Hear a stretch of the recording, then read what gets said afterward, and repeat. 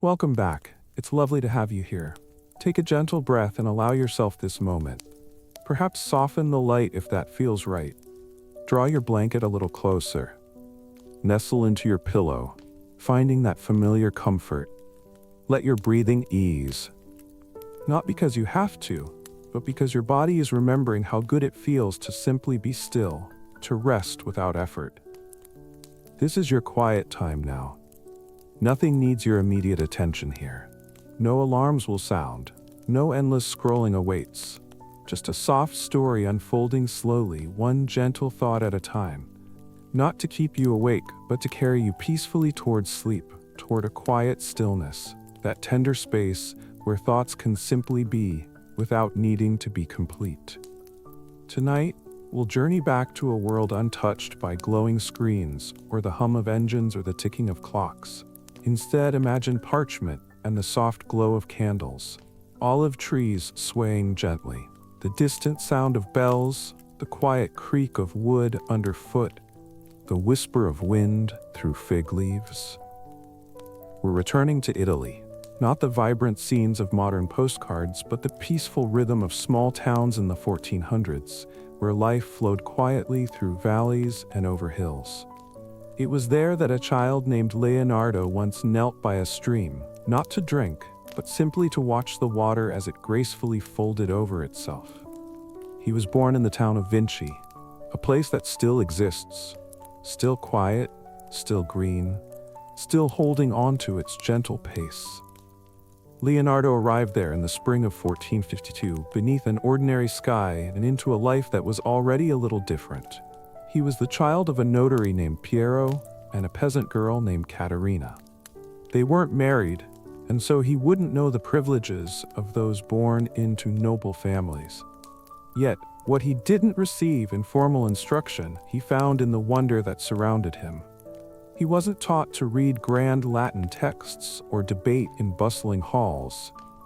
Instead, his learning came from listening to the melodies of birds, from following the patient trails of ants through the grass, from the quiet touch of his fingers on tree bark, later trying to recall its pattern in his mind. He was the kind of boy who noticed the subtle way shadows curved on different papers. The kind who would rather observe the delicate wings of a moth than recite words he didn't yet understand.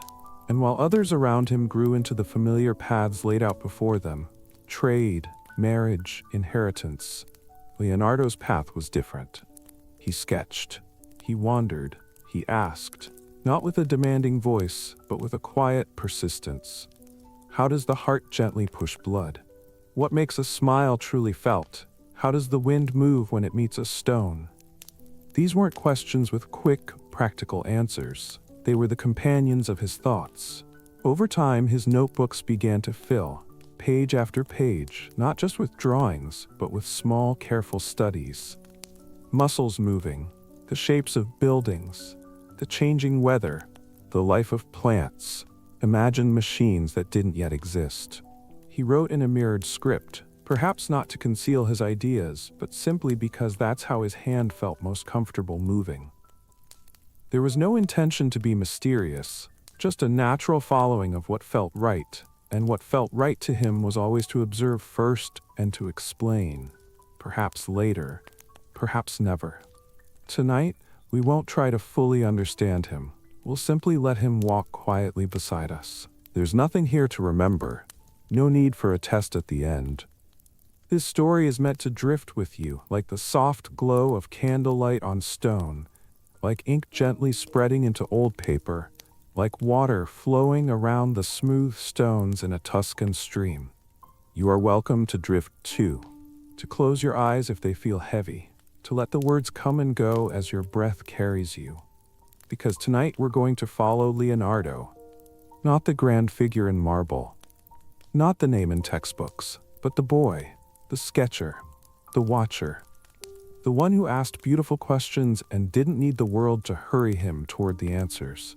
And as you drift into sleep, which I truly hope you do, he'll still be here, just drawing quietly in the corner, listening too.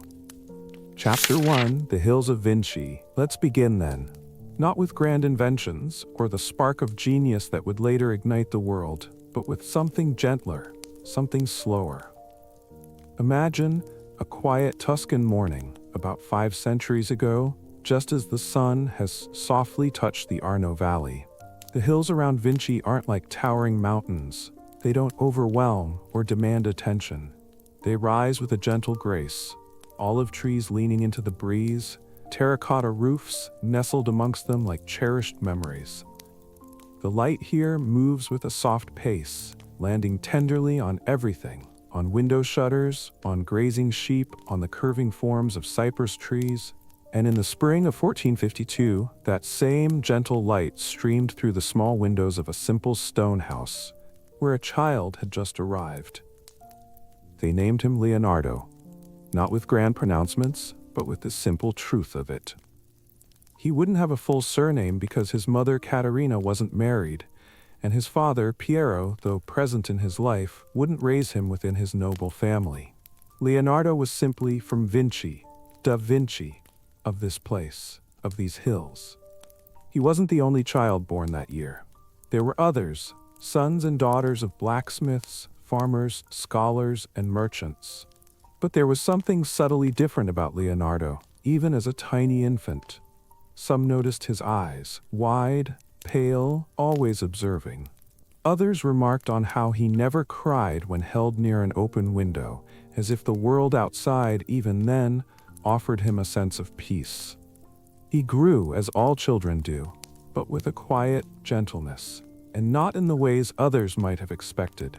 By the time he could walk, he preferred the edge of the garden to the center of the room. He would spend long moments crouched beside patches of thyme or wild strawberries, watching the patient movements of ants, the delicate way dew clung to petals, the soft shift of sunlight on a single stone. His mother would call, and he would turn slowly as if returning from a faraway thought. Not a specific place, but an idea he hadn't quite finished exploring. He wasn't raised with formal lessons or tutors, but by the natural rhythm of the land and the quiet presence of a mother who offered what she could. Warmth, nourishment, her being. She couldn't read, she didn't paint, but she noticed things in her own way too. The subtle change in a cough overnight, the way the wind shifted just before rain, the way her son seemed to disappear into his own thoughts even while standing still beside her. And Leonardo, for all his quietness, was never still inside. His mind moved constantly like a gentle stream finding its path through stones. He asked questions, not in a rush but in steady, thoughtful drops. Why do birds fly as they do? Why does a shadow stretch so long as evening comes? Why does water sometimes shimmer with light and sometimes not? No one around him had answers to these wonderings. And yet, curiously, that never discouraged him from asking. The village of Vinci was small, a collection of stone paths and gentle steps surrounded by vineyards and olive groves. It was the kind of place where everyone knew each other and where time seemed to unfold slowly. The church bell marked the passing hours. Meals followed the sun's journey. Work followed the turning of the seasons. By most measures, it was a peaceful, quiet life. But for Leonardo, it was a world brimming with discovery. A place to learn, a place to explore. He didn't need fine parchment or ink to begin his learning. He had the rough texture of bark, the yielding earth, the soft charcoal from the hearth. He would draw in the margins of his world, on walls, on discarded pieces of cloth, on smooth stones warmed by the afternoon sun. Birds always birds, and faces, and the delicate forms of flowers. He was particularly drawn to faces, not just their shapes, but the feelings that moved within them. He'd watch people at the market, the gentle way a widow selected figs, the slight curve of a boy's mouth just before a fib, the way old men leaned forward when they laughed, as if their bodies held memories their minds couldn't quite speak. Leonardo didn't analyze these moments. He absorbed them, quietly, and then later, in peaceful corners, he'd try to capture them in his drawings. Not perfectly, not yet, but with a sense of truth. He had no siblings in his mother's simple home. His father, Piero, would later have many children with other wives, but Leonardo remained outside that world, perhaps loved in his own way, but not fully brought into it. He walked a unique path, partly in shadow, partly in light. It made him both deeply observant and a little apart, close to many things, but never quite belonging to them in the usual way. By the time he was 7 or 8, he'd begun to build things. Not grand structures, but small, curious inventions. A spinning toy, a bird with delicate paper wings, a simple funnel to gather rainwater. Little tools with no names, made from gathered branches and bits of string, placed carefully on shelves as if waiting for someone to ask what they were for. No one ever did. But that never stopped him from creating, and always, he watched the sky. For Leonardo, the sky was more than just weather. It was movement itself. It was a source of endless wonder. He would lie on his back in the tall grass and follow the graceful arcs of birds in flight. Not just the direction they moved, but the subtle angle of their wings, the gentle shift of their weight, the way they leaned into the unseen currents of the wind. It wasn't just awe he felt. It was a deep fascination, a quiet need to understand. He once tried to build wings for himself. Just once. He carefully fashioned them from willow wood and linen, tried to fit them over his small arms. He didn't jump from any great height, just flapped gently in place like a child at play. But afterward, in his earliest notebook, he wrote, "To fly, one must know not just the bird, but the air." And that, perhaps more than anything, tells us about him. Not someone seeking magic, but someone drawn to understanding the hidden rules of how things worked. As the years passed, the small town of Vinci seemed to grow smaller around him. Not in its physical size, but in the possibilities it held. He loved it, and yet, he sensed it could not fully contain the quiet stirrings within him, the sketches becoming more detailed, the questions more precise, the gentle yearning to learn more than the familiar hills could offer. He began to feel a soft pull. Not necessarily away from home, but toward something larger, something yet unnamed.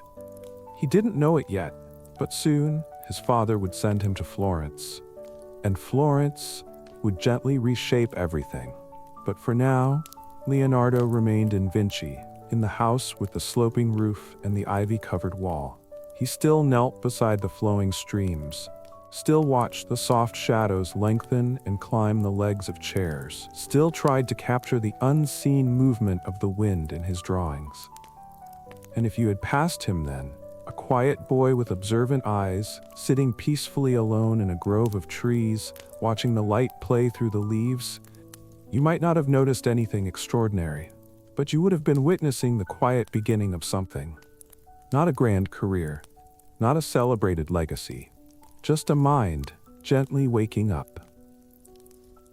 Chapter 2: Apprentice to Florence. By the time Leonardo reached his early teens, the familiar hills of Vinci had begun to feel like a room he knew by heart. Comforting, yes, but with boundaries he'd quietly reached. His curiosity had gently outgrown the village paths, not from any sense of superiority, but from a deep, quiet yearning. There were more forms to understand, more faces waiting to be drawn, more intricate workings to explore. The world beyond the olive groves beckoned, not with a loud call, but with a sense of gentle possibility. And so one day, perhaps in the soft warmth of spring, when the sweet scent of fig blossoms drifted through the valley and the roads were softened by dust, his father made a thoughtful decision. Piero had noticed his son's sketches. He'd seen the delicate layers in which leaves were rendered, the expressions on faces that held a surprising spark of life, the imaginative devices that hinted at a strange kind of usefulness. And though Leonardo was still considered illegitimate, still outside the formal family structure, Piero understood enough about Florence to know one thing. Talent could open doors that birth might keep closed. Florence in the 1460s wasn't just a city. It was a vibrant pulse, the rhythmic heart of a movement called the Renaissance. a place where art, science, poetry, and politics existed together like voices in a choir, sometimes dissonant but always striving towards something greater. Here, stone walls held paintings instead of shields. Cathedrals reached not only toward the heavens but also toward beauty itself. It wasn't always an easy place, but it was undeniably awake. And so Piero, perhaps with a father's pride, perhaps with genuine care, perhaps both, brought his son to Florence. He arranged for Leonardo to become an apprentice in the workshop of one of the city's most respected figures, Andrea del Verrocchio. A master painter, sculptor, engineer, and craftsman, Verrocchio's bottega was known for nurturing excellence. It had trained young men who would become architects, goldsmiths, inventors, and even, someday, rivals. For Leonardo, stepping into the bottega felt like entering a world built entirely of questions. The studio was a blend of what seemed like chaos and a deeper clarity. Plaster casts of hands and faces lined the walls like silent observers. Sketches of saints and angels rested on tabletops, their edges curling gently. The air carried the mingled scents of wood dust, oil paint, the faint tang of smoke and turpentine. Apprentices moved with purpose, grinding pigments with care, melting wax, sweeping floors, carrying materials, preparing surfaces. No one stood still, yet there was a subtle rhythm to everything, a quiet order beneath the apparent disarray. Leonardo was given tasks like any other young apprentice, to clean brushes with care, to mix paints to the right consistency, to prepare canvases. He learned to create colors from the earth, from minerals, from tiny insects, from the soil itself. He learned to stretch linen tautly, to carve with precision, to apply gold leaf so delicate it would float away with a breath held too long. These weren't simply chores to him. They were gentle invitations, small openings into understanding how things were made, how they came together. Verrocchio noticed him quite quickly. Not because Leonardo sought attention, he rarely did, but because his work held a quality that couldn't be taught, a deep sensitivity. His lines flowed with grace, yet held a quiet accuracy. His studies of hands and the folds of fabric had a softness that hinted at not just talent, but a profound attentiveness. He didn't merely copy, he seemed to translate what he saw. One story from that time has followed Leonardo through the centuries, whispered from one generation to the next. Verrocchio had been commissioned to paint the baptism of Christ, and he assigned different parts to his various apprentices, a common practice in the workshop. Leonardo was given the task of painting the angel on the left. He rendered the figure with gentle features, a subtle, knowing smile, and wings so delicately painted they seemed to softly stir the air around them. When Verrocchio saw it, the story goes, he laid down his brush and never painted again. That particular detail might be more legend than fact, but the truth that lay beneath it, that Leonardo's skill had begun to gently surpass that of his master, was likely evident even then. And yet, Leonardo remained quiet, observant. He spoke little, preferring to watch. He filled page after page with his thoughts, with careful studies, with fragments of ideas that seemed to bloom on the paper. Notebooks bound with simple string, hidden in drawers, tucked into the sleeves of his tunic. He began to write in a mirrored script, not to keep secrets perhaps, but because it felt more natural to him. His thoughts seemed to move in that way, flowing backward and forward at once. Florence, for him, was a rich feast for the senses and the mind. The graceful arches of churches, the elegant geometry of domes, the soft way candlelight flickered off the bronze doors of the baptistery. He watched the way people argued in the bustling markets, the gestures of politicians speaking from balconies, the intricate folds of fabric on the shoulders of saints in paintings older than memory. He saw the world not as something fixed and static, but as constantly unfolding, always in motion, always inviting closer study. And he studied everything that caught his attention. He gently dissected flowers to understand the delicate network of their veins. He He watched fish swimming in basins of water to observe the subtle movements of their fins. He drew faces from memory, then carefully altered them to explore expressions of joy, of deep grief, of surprise, of quiet sorrow. Not to mock, never that, but to understand the language of faces. What they could reveal in the absence of words. Verrocchio taught him more than just the techniques of art.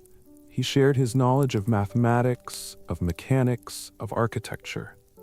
The bottega wasn't simply a place for painting, it was a vibrant workshop of ideas.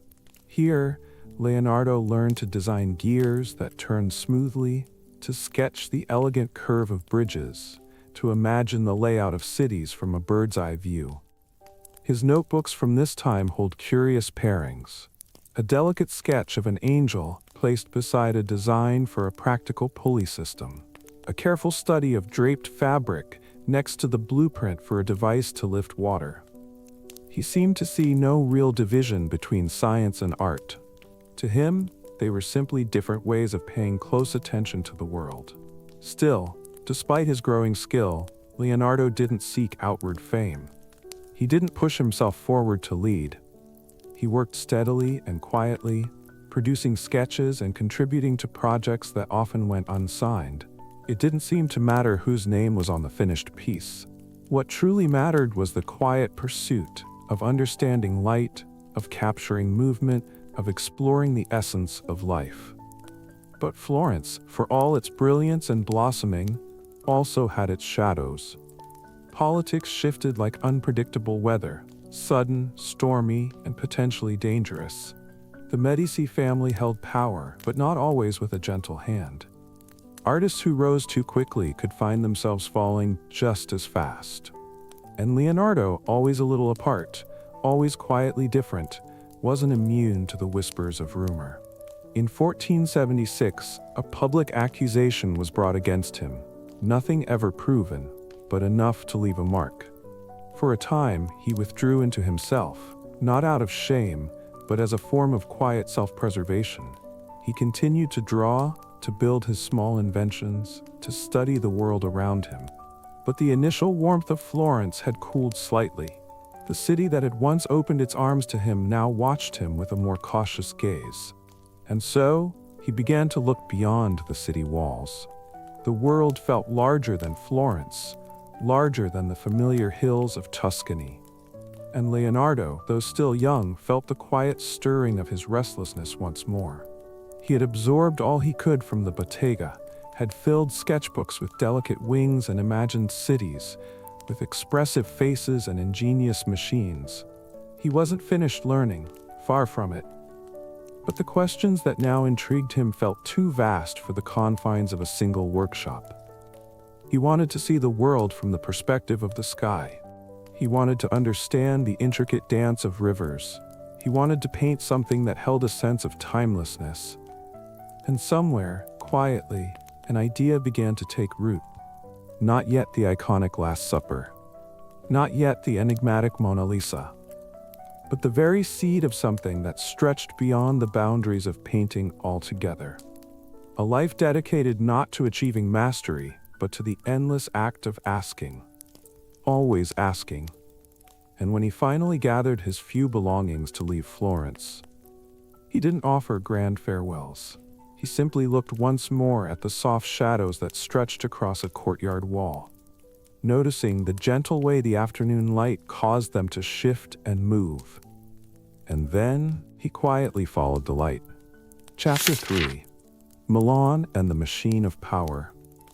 By the late 1480s, the atmosphere in Florence had subtly shifted, or perhaps Leonardo had simply grown beyond its familiar embrace. He had absorbed all that Verrocchio's workshop could offer, had filled countless pages with sketches of flying contraptions and the unraveling of imagined ideas, and had wandered the Florentine streets with a quiet knowing that the world within him no longer quite fit the world that had nurtured him. Florence had been a gentle beginning. But now, he needed something more expansive. A place where his questions might find new echoes. He turned his gaze northward, to Milan. At that time, Milan wasn't just a city. It was a significant power. A kingdom built of stone and steel under the rule of the Sforza family, particularly Ludovico Sforza, known as Il Moro, the Dark One. He was a man of intriguing contradictions, capable of brutality yet drawn to culture, suspicious by nature yet fascinated by beauty. He surrounded himself with architects, poets, diplomats, and engineers, not necessarily out of a deep love for art but as a matter of strategy. He understood the power of image, the value of elegance, the distractions of spectacle. And into this court, a place of rich velvet and hard iron, Leonardo quietly arrived. Not primarily as a painter, not even as a recognized philosopher, but as something more unusual. A designer of things that existed only in the realm of possibility. In the letter he sent to Ludovico, offering his skills, Leonardo barely mentioned painting at all. Instead, he meticulously described machines, innovative bridges, powerful catapults, armored vehicles, systems for draining moats and redirecting the flow of rivers. Instruments of both war and water, of precise geometry and tangible power. Only at the very end did he add, almost as an afterthought, that he could also paint as well as any man. It wasn't a display of false humility. It was a keen understanding of his intended audience. Leonardo entered Milan not under the banner of artistic beauty, but under the promise of practical utility. A servant of mechanics, not just the muses, and Ludovico welcomed him, not with warm affection, but with keen interest. Here at last was someone who might transform his ambitions into something real and visible. The court in Milan felt different from Florence. Colder, perhaps, heavier in atmosphere. It lacked the delicate shimmer of the Renaissance at its height. Here, the marble seemed harder, the corridor stretched longer, the eyes held a more watchful quality. Leonardo, always reserved, became even quieter.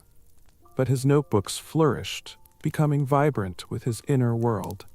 He began designing elaborate theater sets, creating illusions of towering mountains and vast heavens, of intricate turning gears and cleverly hidden platforms. He sketched canals that would carry lifeblood through the land, formidable military fortresses for defense, and ingenious irrigation systems to nurture the fields.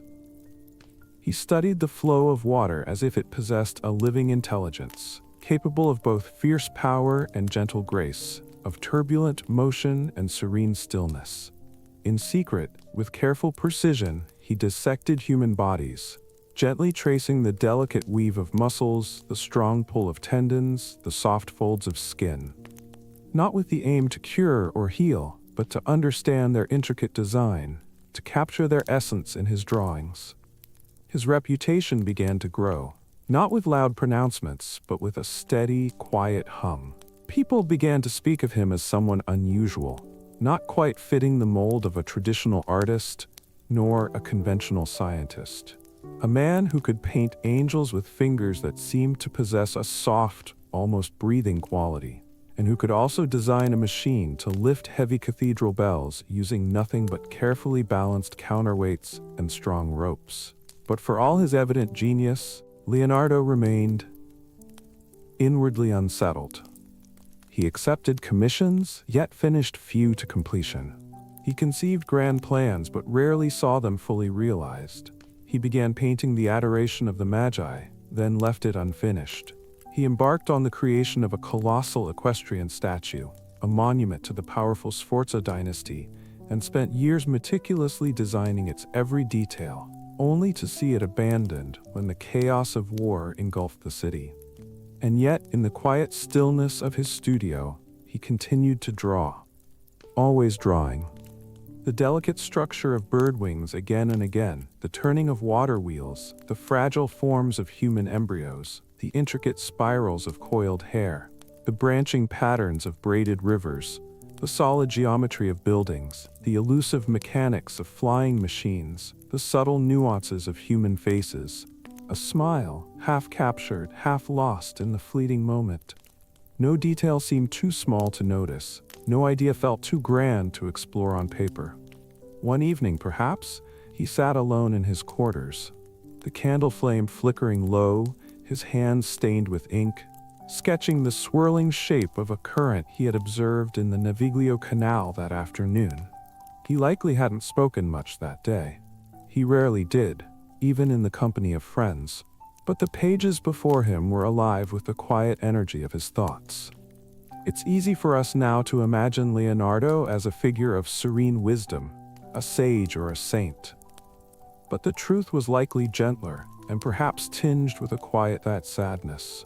He was often lonely in his intense focus, often frustrated by the limitations of the world around him.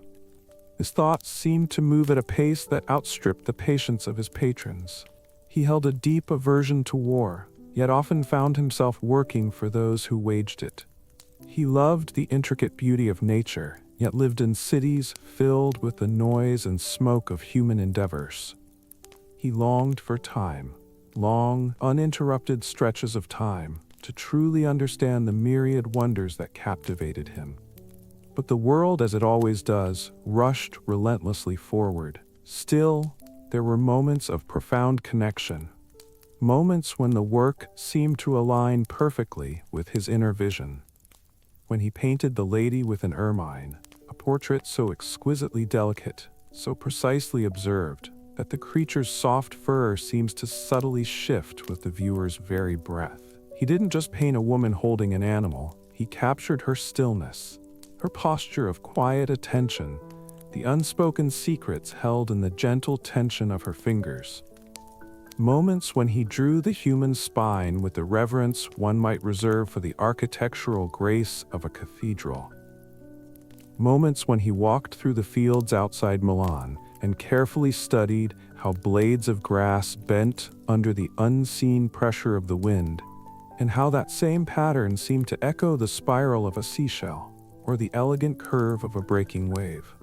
He saw the world in interconnected systems, not as a collection of separate parts. To him, the universe wasn't a series of isolated phenomena. It was a single, intricate, breathing machine. Nature, in its vastness, did not contradict itself. Art was not fundamentally different from the precise language of mathematics. A painting, to be truly truthful, had to understand the physics of the very air it occupied. A city, to possess a true beauty, must somehow echo the inherent patterns found in the natural world, like the branching of trees. Even a simple smile, to feel genuinely real, had to account for the subtle pull of the muscles beneath the surface of the skin. And Milan, for all its imperfections and distractions, offered him a space to think deeply. It also brought him students who were drawn to his unique way of seeing. There was one in particular, Francesco Melzi, a young nobleman who would remain a devoted companion and assistant until the very end of Leonardo's life.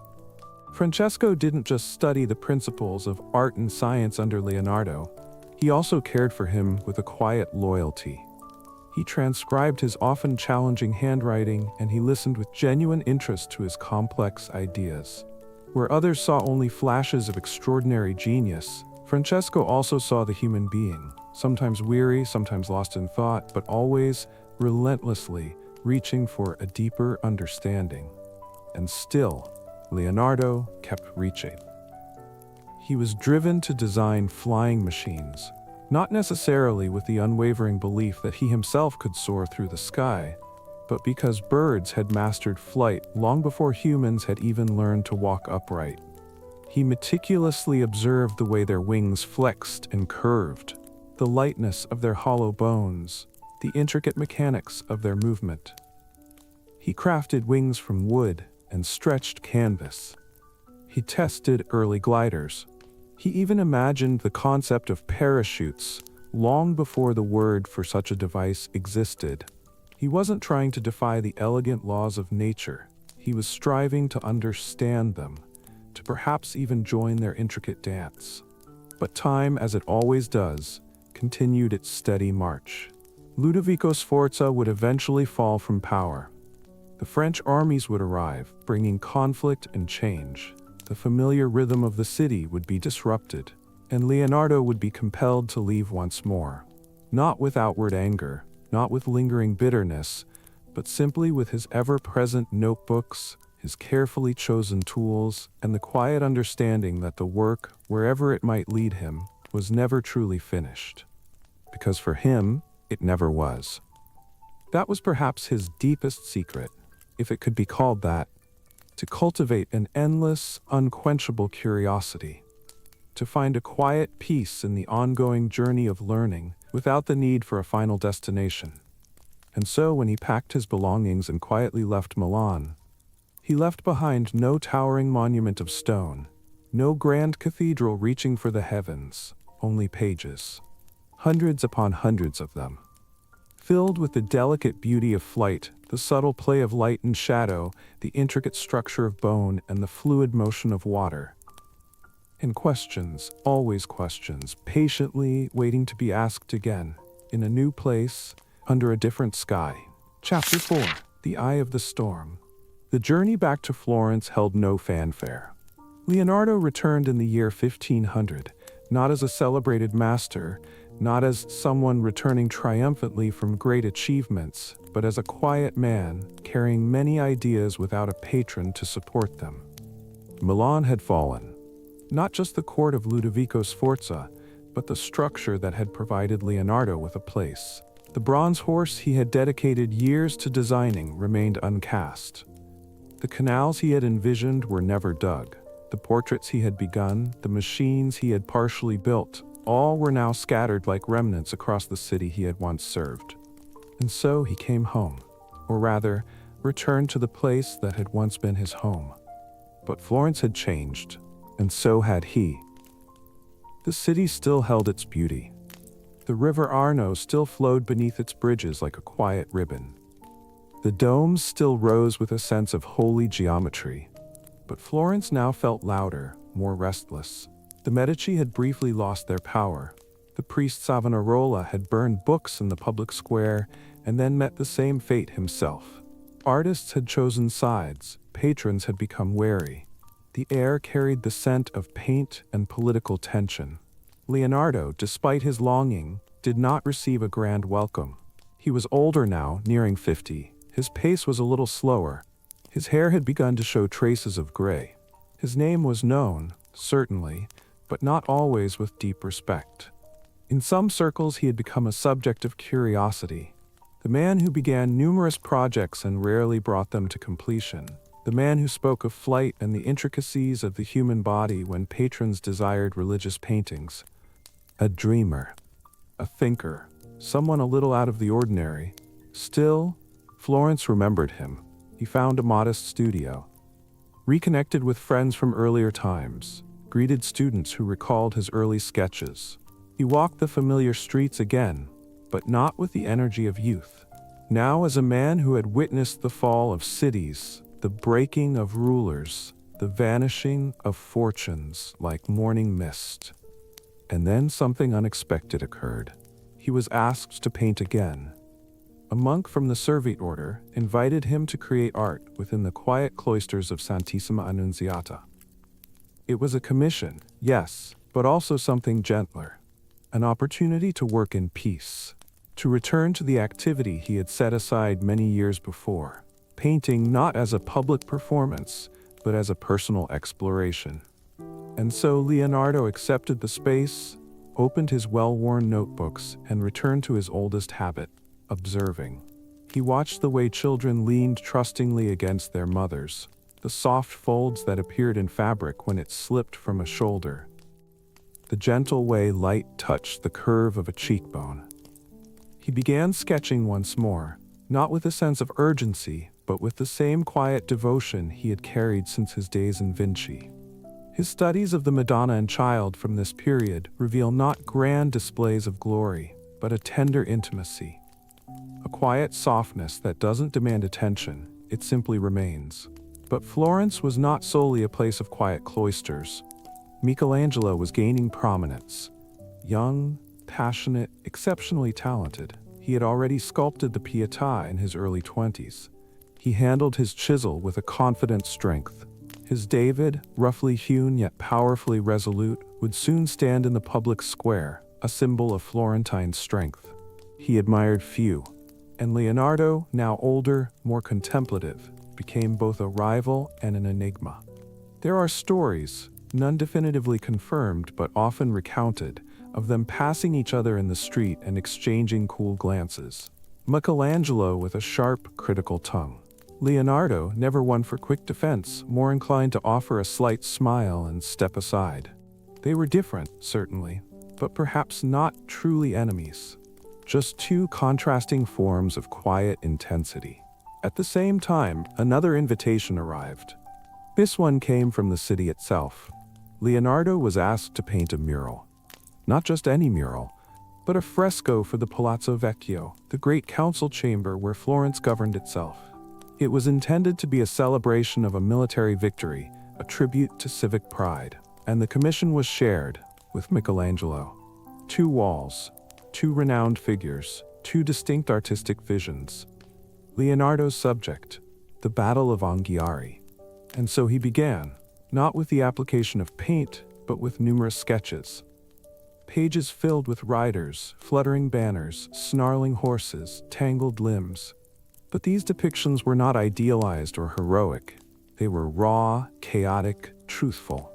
He didn't portray a triumphant victory. He captured the struggle itself.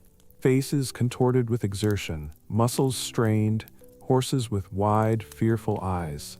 The early drawings are remarkable, alive with dynamic movement. One can almost feel the breath of the animals, hear the sharp commands, the sound of leather stretched taut. He prepared a massive cartoon, a full-scale drawing, extending across the wall. Visitors came simply to observe this preliminary sketch. But then came the challenge of the wall itself. Fresco was a demanding art form. The plaster had to remain wet. The paint needed to be absorbed into its surface. Leonardo, ever the experimenter, attempted a new technique, applying heat to dry the surface more quickly. But the method failed. The paint began to run, colors darkened unevenly. The surface developed blisters. He tried to remedy the situation, tried again with adjustments, and eventually, quietly, he abandoned the project. Another unfinished masterpiece. Florence murmured with speculation. But Leonardo offered no defense. He simply moved on, not with any outward display of shame, but with the same inward understanding that had always guided him. The work wasn't lost, it was simply taking a different path. He continued to draw, continued to dream. He studied water, not just how it flowed in a stream, but how it flooded vast areas, how it slowly carved the earth, how it held the potential to shape entire cities. He sketched rivers as if they were the very veins of the land. He designed machines intended to manage their power. He observed the way storm clouds gathered over the Arno and made careful notes on how raindrops danced upon the stone pavements. And slowly, a thought returned. One that had lingered in his mind since his childhood observations: flight. He went back to studying birds, their intricate joints, their light, hollow bones. He watched them from balconies and hillsides, his eyes narrowing to trace not just the movement of the wing, but the very currents of the air itself. He sketched various devices: gliders, parachutes, rotors. He tried to capture the essence of the sky in his drawings, not just as a painter, but as an engineer of imagined possibilities. He understood that he himself would likely never experience flight. But perhaps someone else might one day because of these careful observations. And so he continued to record his findings, carefully, precisely. Dozens of pages dedicated not to mere fantasy, but to the realm of potential. At night, perhaps he would sit by the soft glow of a single candle, with Francesco Melzi reading quietly nearby.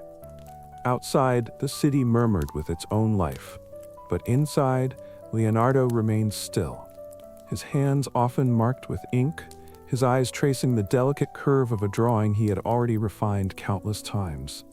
There was no pressing deadline, no external fame to pursue, just the quiet rhythm of his thoughts, the gentle pulse of his enduring curiosity. Florence had been a period of turbulence, yes, filled with artistic rivalries and commissions left incomplete, but it had also provided him with something vital: time. Time to return to his fundamental questions. Time to study without the constant pressure to prove his worth. Time to accept that some paths were meant to be followed, even if they didn't lead to a conventional finish. And so, when he departed Florence once more, this time heading toward Rome and eventually toward France, he did not hurry. He walked with a measured pace. He looked back once at the dome of the cathedral, its surface glowing softly in the morning light. He observed the shadow of a construction crane as it moved slowly across the red roof tiles. He noted the way a woman's shawl fluttered gently in the breeze as she crossed the public square. And then, as always, he followed the light. Chapter 5: Rome, Restlessness and Rivalry. By the time Leonardo arrived in Rome in the autumn of 1513, the vibrancy of youth was behind him. He had crossed the threshold into his 60s, though time had treated him with a certain gentleness. His beard, once a soft trace along his jawline, was now long and silver, parted at the center like the wings he had once tried to replicate in wood. His step had become more measured. His eyes held a deeper quality, not dimmed in their brightness, never that, but settled, as if the questions behind them had learned to breathe without a sense of urgency. And yet, he was still searching. Rome was not a quiet place. It had once been the empire's heart, but now its rhythm was dictated by popes, cardinals, architects, and the presence of armies. It hummed with political discussions whispered in the folds of robes, sermons echoing in narrow alleys, and the constant ringing of hammers against marble. Everywhere, new buildings were rising, new paintings being commissioned. The Renaissance had reached its full bloom, and Rome was its flourishing garden. Leonardo arrived as a guest, not directly of the Pope, but of Giuliano de' Medici, the younger brother of Pope Leo X. Giuliano had offered him a place to stay, rooms within the Belvedere wing of the Vatican, overlooking the serene sight of cypress trees and distant hills. It was peaceful, at least when viewed from the windows. Inside, the world continued its energetic stir. Leonardo's rooms were spacious and quiet, filled with his accumulated drawings, his various tools, and his ever-expanding collection of notebooks. He brought with him Francesco Melzi, still his closest companion, a young man with a gentle voice, sleeves often stained with ink, and a loyalty that asked for little in return. But even surrounded by the grandeur of stone and splendor, Leonardo felt a sense of unease. Rome, for all its magnificence, did not seem to quite know how to engage with him. The artists of the city were younger now, more assertive, with a greater hunger for recognition.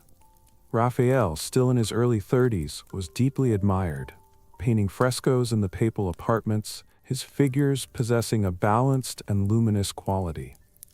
Michelangelo, older and more intense, was sculpting, sketching, building, and often scowling, carving powerful muscles from blocks of marble and a sense of contained fury. There were hushed conversations, fleeting glances, and the unspoken reality that the most renowned painter in the world had arrived, and had no significant commission. No grand cathedral wall awaiting his vision, no expansive chapel ceiling to transform, no great sculpture to carve from stone. Leonardo had come not to assert himself, but to contemplate. But Rome seemed to have little patience for quiet reflection. It desired drama, miracles, tangible completion, and Leonardo did not hurry. He spent his mornings walking through the gardens, observing the way light gently touched the surfaces of ancient stones, studying the mechanics of the fountains as water flowed. He made notes on the slow movement of shadows across the shells of snails.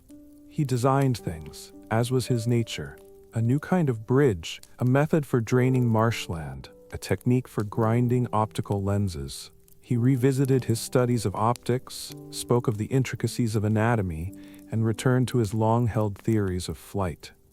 But the city showed little interest in these theoretical explorations.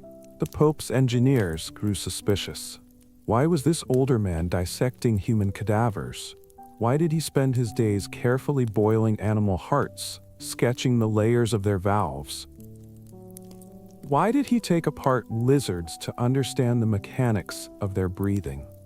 The promised access to the hospital morgue was eventually withdrawn. Too many questions were raised, with too little in the way of immediate, visible results.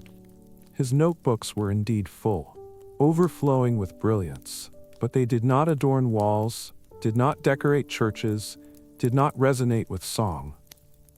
And then there was Michelangelo. The two men had encountered each other before, in Florence. But here in Rome, the underlying tension felt more pronounced. Michelangelo was engaged in building tombs and monuments. His powerful Moses had already found its place in stone, and Leonardo, with his gentle hands and pages filled with partially completed inventions, seemed to drift beside him like a quiet shadow from a different era. They never engaged in open conflict. That was not Leonardo's way. He did not argue or confront. He observed, quietly. But he understood the subtle mockery in the corridors, the patronizing praise. A man of intellect, a thinker, a theorist, not someone who brought grand projects to fruition. And yet, every night, by the soft glow of candlelight, he continued to draw. The intricate muscles of the neck, the subtle curve of a smile, a machine designed to lift water against gravity, a bird with rotating wings, a city envisioned with separate levels to manage waste and ensure fresh air. He was still striving to understand everything that captured his attention. Not necessarily to finish it in a tangible form, but simply to comprehend its inner workings. One day, he observed a group of children playing in a public square. He noticed the way one of them spun around and laughed, feeling dizzy as the sky seemed to tilt above him. That night, he drew the stars, not as fixed points of light, but as luminous bodies swirling in slow motion, as if the heavens themselves were caught in a similar gentle spin. Leonardo's primary interest was not in completion for its own sake. It was in the profound act of connection. And so Rome, in the end, did not offer him what Milan had, nor what Florence had provided. It offered him quietude, sometimes in excess of it. It gave him time, and time, for Leonardo, was never truly wasted. Still, something within him underwent a subtle shift. He began to feel the weight of not being actively needed. The sketches appeared more slowly on the page. His hands felt the ache of time more often. He sometimes forgot the precise location of a particular drawing within his stacks of paper. He found himself missing Milan, the gentle flow of its canals, the more measured pace of life, the echo of footsteps in its marble halls. Rome possessed a grand beauty, but it never offered a sense of true rest. And so, when an invitation arrived, quiet, distant in its origin, but undeniably sincere, he accepted. The King of France, Francis I, had held a deep admiration for Leonardo from afar for many years. He was young, intelligent, full of ambition, and possessed a keen interest in culture. He offered Leonardo a home, not as an artist to be simply employed, but as a respected thinker to be honored. He addressed him as father. He provided him with a chateau in the tranquil Loire Valley. He promised him peace. And Leonardo accepted the offer. He left Rome quietly. No grand farewell banquet, no assembled crowd. Just a few trunks containing his belongings, his precious notebooks, and Francesco Melzi by his side. The city receded behind him. The whispers of gossip faded. The subtle rivalries dissolved into the distance. What remained were the enduring questions. And so the man who had painted the most famous smile in history, who had sought to understand the human heart by carefully examining its structure, who had observed the delicate flutter of wings for 6 decades, packed his brushes, his pages filled with observations, and his quiet contemplation, and journeyed to France. Not as an act of escape, not with the intention of beginning anew, but simply to find a place of rest, and perhaps, finally, to bring a long-held thought to its natural conclusion. Chapter 6. The River Chateau. When Leonardo da Vinci crossed into France in the autumn of 1516, the sun hung low in the sky and the trees had just begun their seasonal change. Gold, copper, a gentle rust red, The season displayed its softness like a robe. It suited him. He was older now, it was true, but not diminished in spirit. His thoughts still flowed like rivers, slow, winding, steady. And though his body felt the passage of time more than before, he carried himself with the quiet understanding that slowness was not a weakness, but a form of refinement. France offered him a gentle welcome. He arrived not as a competitor, not as someone expected to labor, not even as fulfilling a specific commission. He came as a guest, and more than that, as a respected guest, a premier painter, engineer, and architect to the king, though no one required him to build, paint, or perform any specific tasks.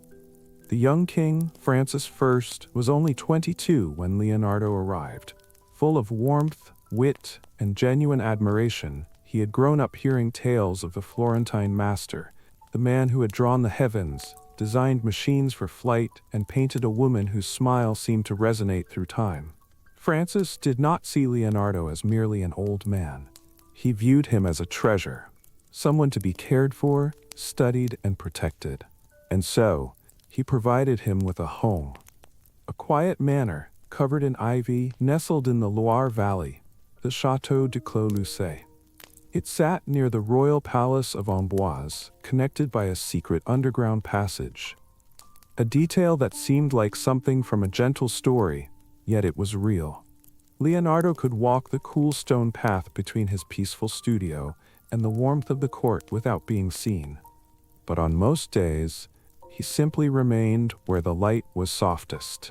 The chateau was not grand in the way that palaces are, but it held everything Leonardo needed. High windows to allow the morning light to enter, wooden floors that held the warmth of the fire, a garden that bloomed with a slightly unusual timing, and silence. Not the empty silence of being isolated, but the full, rich quiet of being left to his own thoughts. Francesco Melzi accompanied him as he always had, a companion, a student, a quiet presence near the softly burning lamp. There were others too, a few servants who attended to his needs, a gentle black dog that often stayed close, a slow-moving cat that frequently slept on Leonardo's desk, curled beside the pages that were not yet finished. But mostly, there was peace. He still rose early in the day, not necessarily to engage in demanding work, but to observe the world around him. He watched the fog as it moved across the Loire, like a veil being slowly drawn back, revealing the start of the day. He walked through the gardens, touching the bark of trees with fingertips that still held a faint trace of ink. He sat by the small stream at the edge of the orchard, observing how the water flowed gently around the moss-covered stones. He was not studying with a specific purpose anymore, not in the way he once had. He was simply noticing. And for Leonardo, that was a fulfilling activity. But he did still draw. Oh yes, he drew. Not for the sake of commissions. Not for the pleasure of kings, but for his own quiet contemplation. Soft sketches of the curves of hair, of the shapes of leaves, of the turning of water wheels, of imagined machines still taking form on the page, but also of faces showing the marks of time more worn, of children chasing after birds in the air, of cats sleeping peacefully in corners warmed by sunlight. He drew because the world had not ceased its gentle whispers to him, and he listened, as he always had, with his pen as his instrument. On some days, the king would visit. He came not with any grand display, but with genuine curiosity. He would walk slowly through Leonardo's rooms, carefully looking at the curious devices on the table. Gears and levers, small models of bridges, spinning blades. He would ask questions in a thoughtful way. Leonardo would offer answers, not always in great detail, but with a subtle knowing in his eyes. They spoke of the possibility of flight, of the design of fortresses, of the expressions on human faces. Sometimes they would simply share a quiet moment, watching the birds take flight from the rooftop, a silence that passed easily between two people who understood the nature of wonder without needing to explain it. Francis never pressured him to create. He simply provided him with the space to rest. And in that rest, Leonardo found something he had not experienced fully for a long time: a sense of ease. He reread his accumulated notebooks. He organized the pages, rewrote some sections with clearer thought, added sketches where words had once sufficed, gently crossed out old ideas and smiled quietly at others. The pages were not neat. They had never been. Margins were filled with spontaneous thoughts. Words flowed in his mirrored script. Diagrams intertwined like the tendrils of vines, and scattered throughout, always, the quiet beauty of his unending questions. One page, written during these later years, contains just a simple phrase: "Ancora imparo." I am still learning. He was, even in those final years. He reflected on the nature of death sometimes, not with fear, but with a sense of inquiry. He wrote about the physical body, how it gradually decays, and about the possibility of the soul's journey. He made notes on the experience of sleep, on the profound quality of silence, on the way people seem to hold grief in their hands as if it were a heavy sculpted object. His interest was not morbid, but simply a part of his deep observation of life. He believed that to examine something closely, even the end of existence, was an act of profound care. And in those quiet final years, surrounded by the gentle presence of fruit trees and the elegant curves of spiral staircases, he was held in affection, not by vast crowds, not by the formal structures of the church, but by the people who were closest to him, by Francesco, who carefully transcribed his thoughts onto the page, who brought him simple sustenance when his hands felt too tired to manage, who read to him softly when the light of the day grew too dim for his aging eyes to see clearly, by the king, who addressed him as "my dear father," and kissed his hand with a gesture of deep respect, as if it belonged to someone who held profound wisdom, by the trees that grew tall outside his window, by the wind that stirred the air when he opened the shutters, by the birds which still, even in those final moments, held his attention and made him pause in quiet contemplation. There is a story, perhaps one that has grown in the telling, that Leonardo passed away with the king at his side, that Francis cradled his head in his lap as his final breath gently faded. No one knows with certainty if it occurred in that way. But what matters is that it feels possible, that it aligns with the nature of a man who had lived among both royalty and the vastness of the sky, between the intricacies of machines and the delicate structure of muscles, between profound silence and the constant hum of invention. He died in May of 1519. He was 67 years old. He left behind no direct descendants, no vast empire, no towering cathedral built by his hands, no formal school of devoted followers.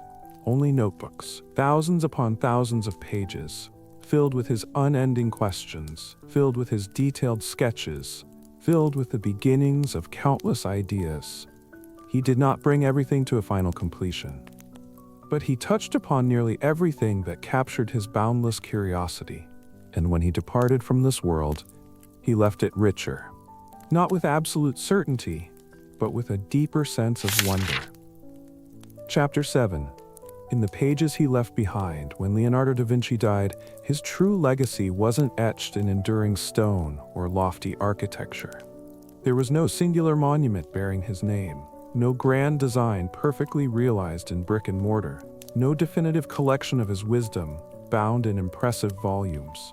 Instead, he left something far more intimate and human, a life traced in the margins of countless pages, a mosaic of thoughts, sketches, and questions gathered by hands stained with ink, hands that seemed perpetually in motion. His notebooks, his quaderni, were never intended as relics. They weren't crafted for display under the hushed lights of a museum. They were companions, tools of his restless mind, tucked under his arm during travels, resting beside his bed at night, folded into the fabric of his clothing, bearing the marks of weather, soot, and the soft glow of candlelight. Within their pages resided everything that captured his boundless curiosity: the intricate workings of the human body, the flow of water, The silent language of plants, the principles of engineering, the fleeting expressions of portraits, the delicate dance of birds in flight, the ever-changing canvas of clouds, the enigmatic world of dreams, and a constant stream of questions, often unanswerable, yet pursued with a patience that became his quiet hallmark.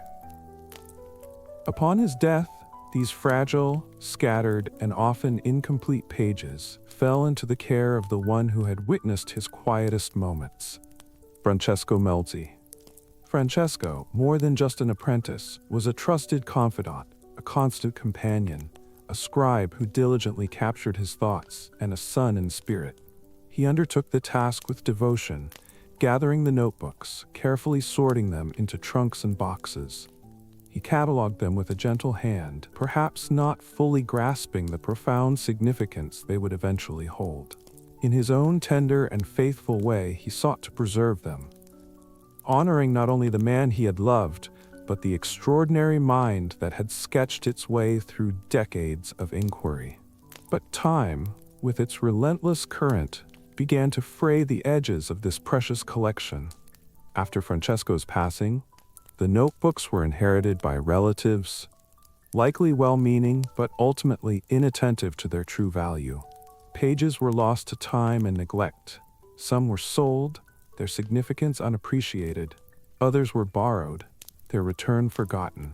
Slowly, almost imperceptibly, the vast library of Leonardo da Vinci began to fragment, its unity dissolving as individual leaves and gatherings dispersed across Europe, becoming not a cohesive body of work, but a series of scattered enigmas, finding their way onto shelves in places unaware of the treasures they held. One notebook lay dormant in the corners of royal archives in Madrid for centuries, a silent whisper awaiting a listener. Another, the Codex Leicester, journeyed through the hands of various collectors before becoming the most expensive book ever sold, acquired not by royalty or academia, but by a man born centuries later, named Bill Gates. Other fragments found homes in the hallowed halls of the British Library, the Biblioteca Ambrosiana in Milan, the Institut de France in Paris. Pieces of a brilliant mind scattered like stars across a night sky, forming a constellation that no single observer could fully map. And yet, the pages endured, despite the dampness of rain, despite the destructive power of fire, despite the indifference of those who did not recognize the extraordinary knowledge they held. The pages endured because within them resided something that refused to fade, something undeniably honest, something driven by an insatiable curiosity, something vibrantly alive. On one page, the intricate anatomy of a human heart, drawn with such precise detail that modern surgeons still find insight in its lines. On another, a bird captured mid-flight, its wings curved with such grace that the very air seems caught within the strokes of paint. Elsewhere, a visionary plan for a city, boasting clean streets, elevated walkways, and ingenious underground systems for waste, a dream of order born in an era where refuse choked the thoroughfares. And in yet another, the enigmatic smile of a woman, not the iconic Mona Lisa herself, but preliminary sketches, exploring different angles, as if he were circling a profound secret he could never quite articulate. He never simply drew to document. His pen moved with a deeper purpose, to understand. And in that act, in the unwavering patience of his gaze, in the profound depth of his observation, he gifted something invaluable to the generations that would follow. Not definitive answers, but the very essence of attention. Most remember him for his art, and rightfully so. The Last Supper, a fragile whisper across a crumbling wall, yet holding the weight of human drama. The Mona Lisa, forever seated in her enigmatic stillness, now shielded behind protective glass, yet her smile continues to ripple through time, as if the world outside her frame had never hurried forward. These are indeed monuments, yet they represent only a portion of his vast and multifaceted being. To truly encounter the rest of Leonardo, one must turn the delicate pages of his notebooks. One must sit in quiet contemplation, tracing the elegant loops of his mirrored script, following the gentle curve of a line as it transitions from mechanical precision to an almost tender softness. One must read not only the words he penned, but also the way he expressed them. The rhythm of his inquiries, the recurring themes, the way he would juxtapose a drawing of a wheel with a spiral, as if the motion of one held a key to understanding the other. Within his notebooks, there are no final conclusive chapters, only beginnings, full of potential, only openings into further exploration. He did not adhere to the rigid boundaries of disciplines. Instead, he saw their interconnectedness.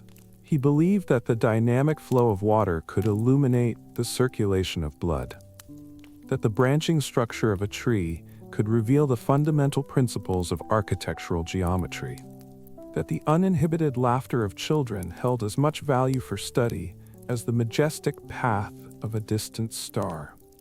And as you immerse yourself in his notes, a quietly astonishing realization begins to dawn.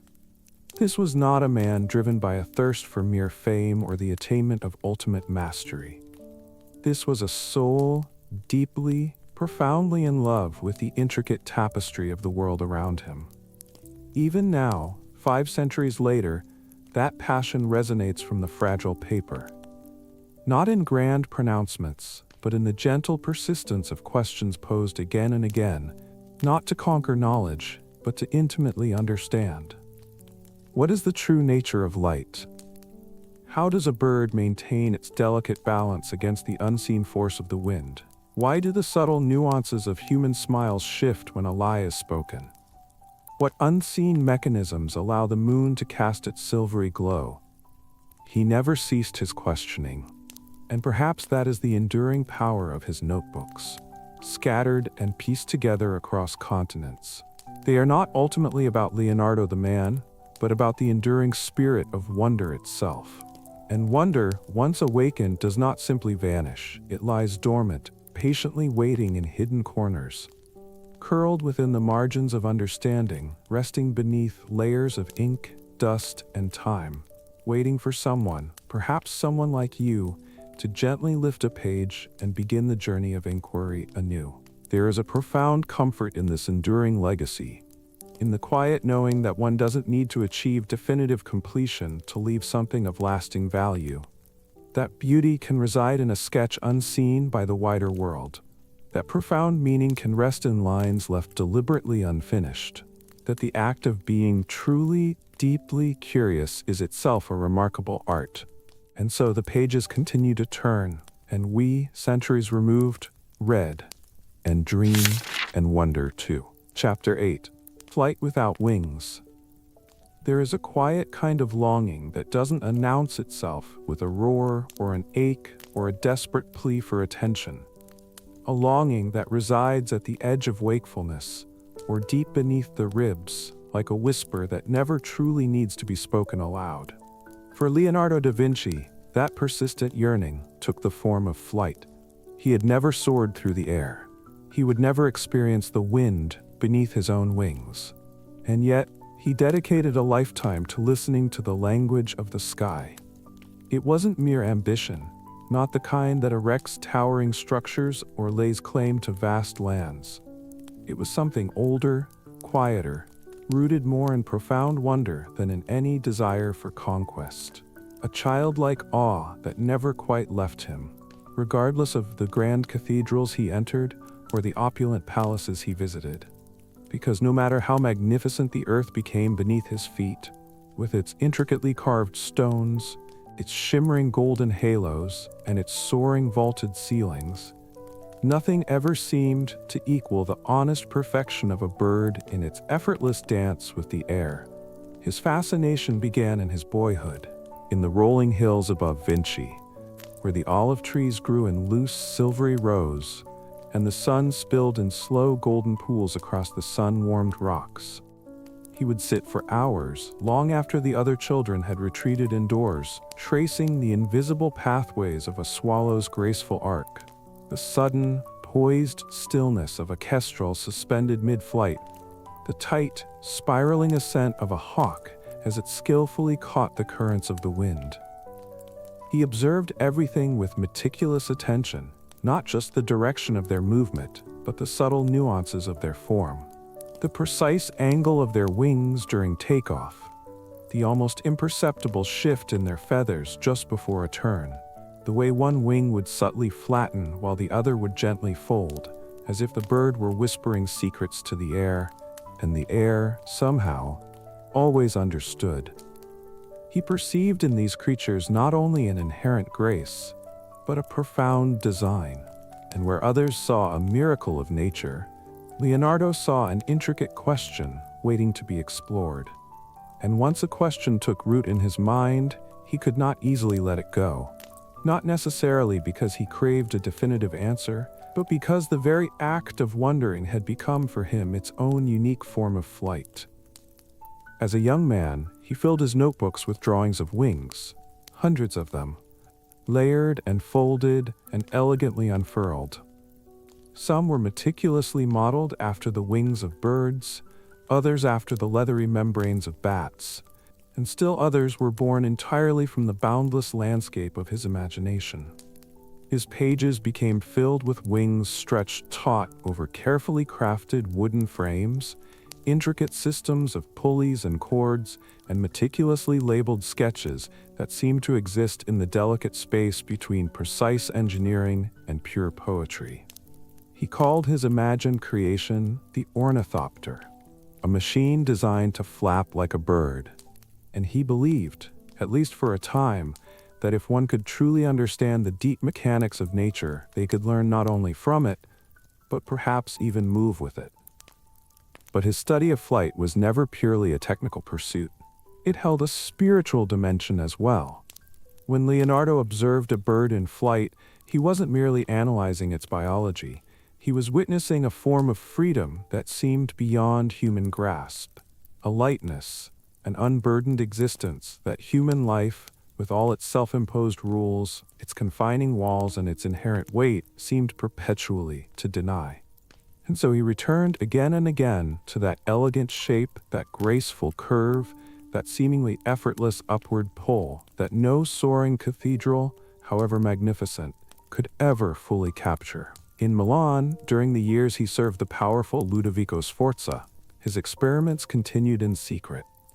In hidden workshops illuminated by high windows, or in the cool depths of underground chambers with softly curving walls, he constructed models, intricate machines that lifted, folded, and ultimately fell. He delved into the study of air itself, not just the force of wind, but the very essence of air, how it moved, how it resisted, how it could both support and release. He wrote of the swirling patterns of vortices and the elegant geometry of spirals. He meticulously mapped the way smoke twisted and curled in a still, cold room. He observed the spray of water arcing from a tilted bowl and saw in its fluid motion the same fundamental laws that govern the delicate dance of flight. Even when his public life demanded the creation of paintings, grand battle scenes, serene depictions of saints, intimate portraits of women holding unspoken secrets in their eyes, he would return in the quiet of the night to his private pages, to the intricate drawings of wings, to the persistent dream of finally lifting off the earth. He never tested a full-scale machine in flight. Some whispered that he was held back by fear. Others speculated that he possessed the quiet wisdom to know it would ultimately fail. But perhaps the truth is simpler and carries a softer resonance, that the profound dream of flying was never truly about the tangible act of achieving it. Perhaps it was about the very act of imagining it, of transforming the human form into something the vast expanse of the sky might, one day, willingly embrace. And yet, there is a lingering trace of evidence that he did, at least once, attempt something remarkably close to that dream. A hushed legend persists, whispered in low tones in the ancient hills near Fiesole, that one of Leonardo's devoted apprentices, under his direct instruction, climbed to the very crest of a high hill with carefully crafted wings strapped to his arms, and then, with a leap of faith, launched himself into the air. The wings, it is said, caught the wind for a fleeting, beautiful moment. a brief, transcendent instant before folding inward, inevitably succumbing to gravity, and depositing the hopeful aviator into a forgiving hay cart below. He survived the fall, bruised but miraculously whole. Leonardo himself never explicitly recorded this daring experiment, but in one of his notebooks, years later, there is a poignant line that reads, "The great bird will take its first flight, filling the world with amazement, filling books with its enduring fame." It remains unclear whether he was speaking of a meticulously designed machine, or perhaps of his own yearning spirit, or perhaps simply of the elegant beauty of a bird in its natural element. Because Leonardo never truly relinquished his belief that the profound secrets of nature were not meant to be forcefully dominated or conquered, they were meant to be carefully, respectfully read. Not like a rigid text to be memorized and recited, but like a delicate song hummed just beneath the breath, whose deeper meaning subtly shifts with each new listening. Toward the end of his long and extraordinary life, in the quiet halls of the Château du Clos-Lucé, he returned to his drawings with a different quality of line. No longer the tight, precise strokes of engineering diagrams, but the looser, more evocative strokes of memory. Wings appeared again and again. Always wings, but now rendered with a softer touch, gently shaded, held like a fleeting breath between two contemplative thoughts. He sketched the invisible spirals of air, individual feathers caught in slow motion, imagined gliders without the complex systems of pulleys and gears, as if the very essence of what he had been tirelessly pursuing had finally alighted, not definitively on the page, but in the quiet pause between one drawn line and the next. His notebooks from those final years are filled with unexpected pairings, detailed sketches of revered saints, placed beside precise studies of powerful crossbows, intricate diagrams of turning water wheels appearing near gentle, almost reverent portraits of individual trees. And then still, the persistent presence of wings, because he never truly let go of his deep connection to the sky, even as his skilled hands grew stiff with the passage of time, even as his keen eyesight began to gently dim, even when the world around him had perhaps decided that Leonardo's era of grand creation had passed. Within the quiet landscape of his mind, he was always building, always striving to lift beyond earthly constraints, always flying, not with cumbersome wood and stretched canvas, but with the boundless reach of his intellect. He once wrote in his elegant mirrored script that the simple marvel of the human foot was more wondrous than any intricate invention he could ever conceive. That nature, when studied with humility and without the arrogance of ego, was already perfect in its design. And so his lifelong pursuit of flight, in its deepest essence, was not an attempt to correct or replace nature, but to profoundly reflect it, to mirror its inherent grace, using the tools and understanding available to humankind. And when he died, quietly, in the gentle warmth of spring, with the steadfast Francesco close by his side, he had not successfully built a fully functional flying machine. He had never truly flown through the open sky, but something in the profound way he lived his life, in the unwavering intensity of his gaze, in the quiet reverence with which he recorded each delicate flutter of the world around him, that spirit of inquiry and wonder lingers still, because sometimes the very act of studying flight, of deeply yearning for flight, becomes a unique and beautiful form of flying all its own. Chapter 9. The Smile and the Silence. There are certain paintings in the world that have been viewed so countless times, reproduced in so many forms, illuminated by so many lights and filtered through so many lenses, that their original essence becomes almost obscured. They cease to be singular works of art, born from the quiet focus of a human hand, and instead transform into icons, merchandise, or mere background decoration. Mona Lisa stands among these, perhaps the most iconic of all. And yet, before she became the world's most recognized smile, she was simply a woman seated in stillness, observed intently by Leonardo, not merely to replicate her image, but to delve into her very being. While her true name remains a subject of gentle debate, the prevailing belief identifies her as Lisa Gherardini, the wife of a Florentine merchant, a woman of comfortable means, certainly, but not of noble birth or mythical status. When Leonardo agreed to paint her, likely around the year 1503, he could not have foreseen the enduring journey of this image, one that would accompany him throughout his remaining years and far beyond. What we can surmise is that the painting began much like any other portrait. A wooden panel, a series of sittings, light carefully angled across a face, a model requested to maintain a pose. Perhaps Lisa arrived in the soft light of morning and sat in a high-backed chair draped with fabric. Perhaps her attire was elegant yet understated.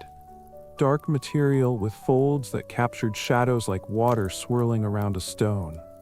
Perhaps her smile was initially faint, polite, the kind offered by a sitter enduring a prolonged period of stillness. But something in her presence, or perhaps in Leonardo's perception, resonated deeply. The painting did not reach completion swiftly. It did not coalesce within weeks or even months. He carried it with him, revisited it with fresh eyes, made subtle adjustments. He touched its surface with hands that had rendered fierce battles, ethereal angels, and intricate diagrams of the human heart. He brought it with him on his journey to France. He kept it near his bedside. He never relinquished it. And so, while kings requested grand portraits and cities commissioned significant altarpieces, Leonardo dedicated his quiet hours to this singular face, this one unwavering gaze, that offered no explicit explanation and made no demand to be understood. Because for him, it transcended the boundaries of a mere portrait. It was akin to a profound meditation, a study in the very essence of stillness, a silent dialogue between the interplay of shadow and light. He painted not with haste, but with a patience so profound it bordered on reverence. He softened the delicate contours of her mouth using a technique known as sfumato, allowing light and shadow to meld seamlessly, like breath momentarily clouding glass or the gradual fading of color at twilight. There are no harsh lines in Mona Lisa, no abrupt transitions. Each element gently flows into the next, so subtly that the precise point where skin ends and air begins becomes almost indistinguishable. He adorned her with no jewelry, no gleaming gold, no identifying name etched into the frame. She is situated within a landscape, yet the land behind her defies the conventional rules of geography. It subtly shifts, one side appearing higher than the other. Rivers vanish into a soft mist. Mountains seem to float like distant memories. The horizon curves in ways that are not immediately apparent, and yet, once noticed, feel intentionally placed. The landscape mirrors her essence, or perhaps she reflects its calm and unknowable nature, shaped by forces unseen yet ever present. And then, of course, there is the smile. That smile, often described as enigmatic, mysterious, half-formed, eternal. But perhaps it is none of these grand pronouncements. Perhaps it is simply honest, the genuine expression of someone who feels no need to explain their inner world. Not a performance for an audience, not a forced restraint, just a quiet presence, a truth that exists regardless of whether it is fully comprehended. Leonardo, more than most, would have understood the ever-shifting nature of human faces. He knew that the corners of a mouth subtly alter with each breath, that a fleeting thought passing behind the eyes can transform everything, even in the absence of spoken words. He dedicated years to this study, drawing countless expressions, annotating their nuances, mapping the intricate mechanics of joy and sorrow. He possessed a deep understanding of the underlying musculature. Yet, Mona Lisa transcended mere anatomy. She captured the elusive moment between moments, the profound silence that exists between spoken words. He never truly finished the painting, or perhaps more accurately, he never ceased the act of refining it. Accounts from visitors in his later years describe seeing the panel propped on an easel in his room, not formally hung or framed, simply resting, still undergoing subtle adjustments. You might add a delicate glaze, soften a particular shadow, or subtly alter the hue of the distant river. Not because the painting was flawed, but because it possessed a living quality, and he remained attuned to its silent voice. This reveals a fundamental aspect of Leonardo's being. For him, art was not a finished product, but an ongoing relationship, a continuous conversation. He did not paint to impress an audience. He painted to deepen his understanding. And when complete understanding eluded him, as it often did, he did not turn away in frustration. He returned to the image again and again until it held not definitive answers, but a palpable presence. And that enduring presence is what allows Mona Lisa to continue to captivate. Not the weight of her fame, not the drama of her theft, not the thick protective glass or the vigilant guards or the constant throng of people gathered before her every hour of every day, but the profound silence held within the frame. The distinct sense that she observes something. Not us, not precisely, but something that lies beyond the immediate viewer. That she is gently recalling a memory, that a thought has passed through her mind, unspoken, that she carries the weight of a secret and has chosen not to reveal it. She is not actively smiling at you. She is simply, profoundly smiling. And in that quiet act, there is a sense of deep peace. Leonardo left surviving written explanation of her. No lengthy analysis, no hidden meanings scribbled in his notebooks. He allowed the painting to speak for itself, softly, without definitive punctuation, like a sentence deliberately left open at its end. And when he died, the painting remained by his side. It was not given away as a gift, not sold to a collector, not forgotten amidst his other possessions. It traveled with him, remained with him, a constant presence. And when the King of France claimed it for his royal collection, it was as if the painting had become, in a way, Leonardo's final breath, his last lingering sentence, fading like a wisp of smoke. Now she resides in a museum, behind glass thicker than her gentle smile deserves, surrounded by a sea of people who often lift phones instead of their own eyes. And yet, she patiently waits. She does not move. She does not make demands. She simply is. And that, perhaps, is the greatest mystery of all.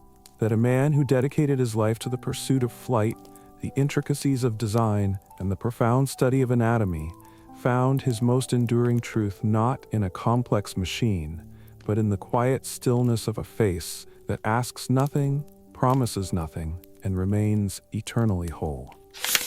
Chapter 10. A Mind Still Turning. By the spring of 1519, the Loire Valley had softened into green once more. Not with the vibrant energy of early growth, but with the gentle, moss-covered serenity that arrives when the world leans towards the quiet embrace of memory rather than the striving of ambition. The air held a cool stillness.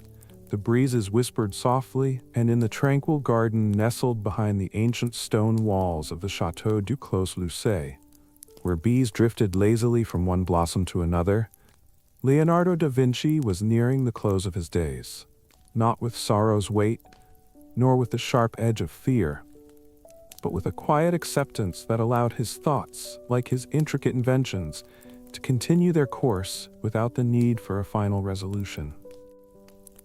He was, by this time, a man both deeply admired and subtly misunderstood in equal measure.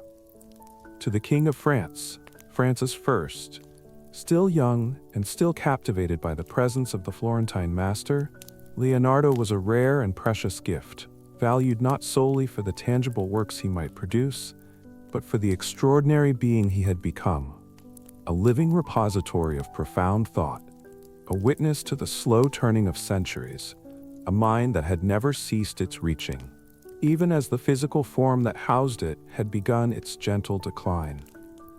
To those who moved through his quiet halls, who tended the warmth of his fire, or who paused in his study with offerings of ripe fruit or neatly folded linen, He was no longer primarily the man who had painted grand walls, sculpted ethereal angels, or designed formidable weapons for powerful dukes.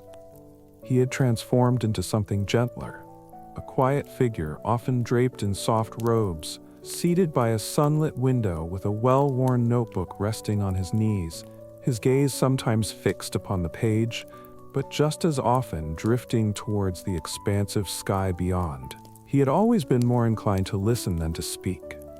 But now, in these final years, his silence had deepened, becoming richer. Not the empty silence of absence, but the profound silence of presence. The stillness of someone who no longer felt the need to prove the depth of his observations, content, simply to watch the world unfold with the same reverence he had once reserved for soaring cathedrals and the fleeting beauty of falling stars. His once remarkably steady hands had begun to tremble with age. The intricate sketches emerged more slowly from his pen. The elegant script, always flowing in reverse, curling gently from right to left like waves drawn backward across smooth sand, had softened, sometimes fading into a mere whisper mid-thought. And yet, the familiar notebooks never ceased their quiet appearance. Resting on his desk, lying beside his bed, balanced carefully against his lap, as the sun traced its slow arc across the ancient stone wall. Within those final pages, machines still took form, smaller now, less overtly dramatic, but no less imbued with his characteristic precision.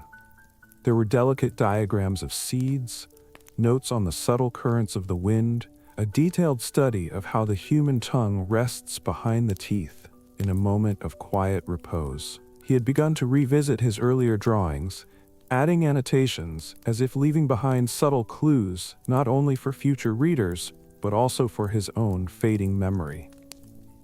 Gentle reminders that the true essence of his work had always resided more in the act of attentive observation than in the achievement of a final product, in the persistent asking rather than the definitive arriving. Sometimes Francesco Melzi, still his most cherished companion, still the devoted keeper of his intellectual landscape, still the one who understood his unspoken rhythms, would sit beside him and softly read from the pages of his past, and Leonardo would offer a faint smile, a gentle acknowledgement of ideas that had once burned with a fierce intensity in his mind, now softened by the passage of time like glowing embers tucked beneath a layer of protective ash. He spoke more frequently now of the nature of motion, not just the physical movement of objects, but the more subtle and profound movements of the human heart. He described the way sadness would sometimes drift through him, like a gentle breeze through open curtains, unexpected, yet not unwelcome. He spoke of joy not as a loud or triumphant outburst, but as the quiet harmony that arose when a form perfectly mirrored the shadow it cast, when a drawing finally captured the elusive essence that his hand had long sought to render. He wrote one quiet evening that water served as a profound model for the human soul, not merely for its purity or its inherent beauty, but for its remarkable adaptability. It effortlessly assumed the shape of whatever contained it. It moved with an inherent tendency towards balance. It could be both yielding and still, or possess the immense power to carve its way through mountains. And that, perhaps, was the essence of what Leonardo had always been reaching for. Not the fleeting glory of greatness, not the definitive closure of completion, but a deeper, more enduring sense of balance. The delicate equilibrium between the act of knowing and the wonder of questioning, between the profound stillness of silence and the expressive power of voice, between the tangible earth beneath his feet and the boundless expanse of the sky above. In his final days, there were no grand pronouncements, no last-minute artistic masterpieces, no eloquent speeches delivered from ornate balconies. Instead, there was the quiet sanctuary of a garden. There was the gentle murmur of a flowing stream. There was the soft sound of footsteps passing quietly in the distant hall. There was Francesco, carefully arranging his precious notebooks, gently folding his worn cloaks, sometimes placing a light hand on his shoulder in passing, a silent reassurance. Yes, I am still here.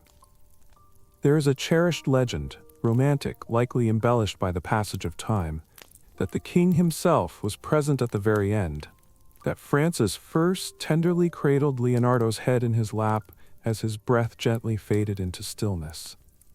Whether this account is factual or not, it remains a story that people instinctively want to believe, not for its dramatic flair, but for its inherent kindness. Because it paints a picture of a life often lived in solitary contemplation and relentless seeking, finding its final moments in an atmosphere of warmth, of gentle tenderness, of quiet reverence. Leonardo da Vinci died on May 2, 1519, just shy of his 68th year. He was laid to rest near the serene chapel of Saint Hubert in Amboise. The grave remains there to this day, though. Much like many aspects of Leonardo's extraordinary life, it has shifted, been moved, reconstructed, and become the subject of quiet speculation. What truly endures is not the physical stone that marks his resting place, but the intangible trail he left behind, the lingering breath of his ideas, the soft, persistent hum of a mind that never truly stopped moving. Because when he departed, the world did not fall silent. In some ways, it became even louder, filled with countless interpretations of his genius, with profound admiration, with enduring fame. But for those who take the time to look closely, who immerse themselves in the delicate pages of his notebooks, who stand before his paintings not with a camera in hand, but with a quiet stillness in their own hearts, there is still something else to be found. Something slower, more contemplative, something that resists being confined within a frame, a brilliant mind, still gently turning. A spiral drawn 5 centuries ago, still silently curling inward.